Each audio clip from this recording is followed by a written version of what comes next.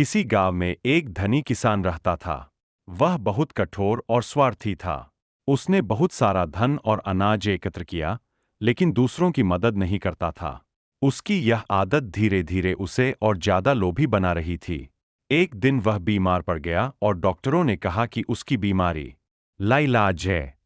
जब उसकी मृत्यु का समय नजदीक आया, तो उसने अपने बेटे से कहा, सुनो, जब मैं मर जाऊं, तो मेरी लाश को जलाना नहीं। इसे जमीन में गाड़ देना और मेरे गले में सोने की एक चेन डाल देना। उसके बेटे ने वैसा ही किया जैसा उसके पिता ने कहा था। जब किसान का मौत हुई, तो उसकी लाश को जमीन में गाड़ दिया गया और उसके गले में सोने की चेन डाल दी गई।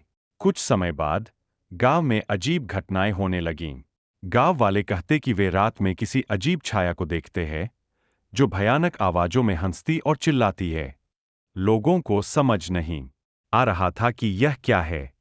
गांव वाले इसे बक कहने लगे। कुछ दिन बाद गांव के बुजुर्गों ने कहा कि यह आत्मा उस किसान की है, जो लोभी और स्वार्थी था। उसकी आत्मा को शांति नहीं मिली, क्योंकि उसने मरने से पहले अपने बेटे को अपनी लाश जलाने से मना किया था।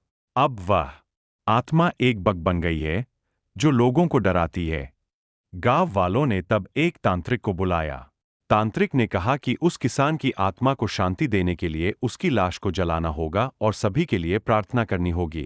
तांत्रिक के कहे अनुसार किसान की लाश बाहर निकाला गया और उसे विधिपूर्वक जलाया गया। साथ ही गांव वालों ने उसके लिए प्रार्थना की। इसके बाद से गांव में बक का डर खत्म हो गया और गांव फिर से शांत हो गया।